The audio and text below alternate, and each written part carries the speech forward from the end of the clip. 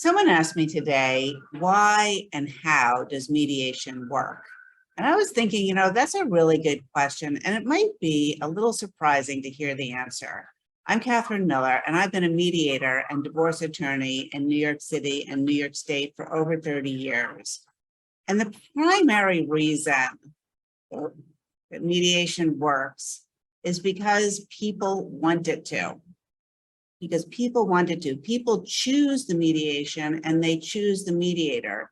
And one thing that I think is incredibly important, perhaps the most important thing that happens at the beginning of the mediation process, is to talk about why mediation, what the motivation is for the people to work in the mediation process, because those motivations, which might be different from family to family to family, but that's what's going to make it work.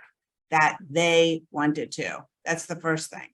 And the other thing is, people often wonder, why is mediation going to work when we cannot even talk to each other in the kitchen? If we try to go to Starbucks and work this out together, that would never work, not in a million trillion years, because the conversation with the mediator is a highly structured and facilitated conversation where the mediator is going to keep the people from getting into what I call the conflict trap. I have a few conversations with my husband where he says something, I say something, he says something, and I know that the thing that I really, really, really want to say, because I am so right, I know that if I say it, that I could literally script out the next 20 or 30 minutes of our conversation. And I also know that we're both going to walk away from that conversation frustrated and unhappy. It's the mediator's job to identify those conflict traps and those conflict patterns and interfere before you're in that frustrated and unhappy place.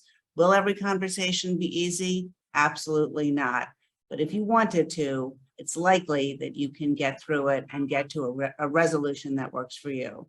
If you've got questions about whether or not mediation is appropriate for you, give us a call and we'd be happy to talk to you about it. Thanks for listening.